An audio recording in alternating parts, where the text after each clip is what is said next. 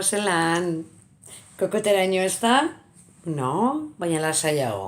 Kokoteraino baina lasaiago. Relax, arnasa hartu, lasai, patxadas, datorrena datorrela, aurre egingo diogu. Tranquil. Bueno, milaka mail jasotzen jarraitzen dut, baina lasaiago nago. Eta gainera, erabaki dut jasotako hietako bati kasu egitea. Guztiei ez, porque ezinezkoa da. Baina bati bai. Eta, esaten zidan ipintzeko modo relax.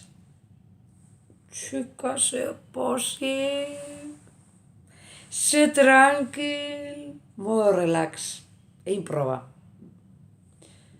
Baina segiruan desaktibatzen da modo hau. Modo relax bapaten desagertzen da. Zergatik beste mail bat, beste mail bat. Eta mail guztietan erronkak. Challenge, erronkak, baina ze mania erronkak iteko, kesi malabareak, kesi txirula jo, kesi ez dakit ni zer.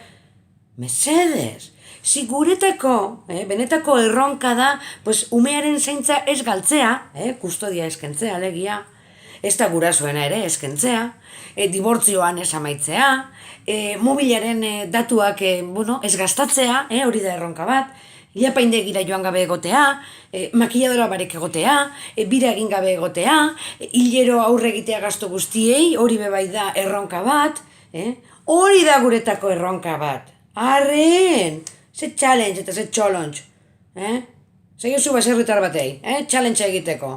Nahiko edauko berak beriataratzen, baina baserrotik etxere ureten dabe, beraz badakizue. Oia letxugak eta eskatu ditugu.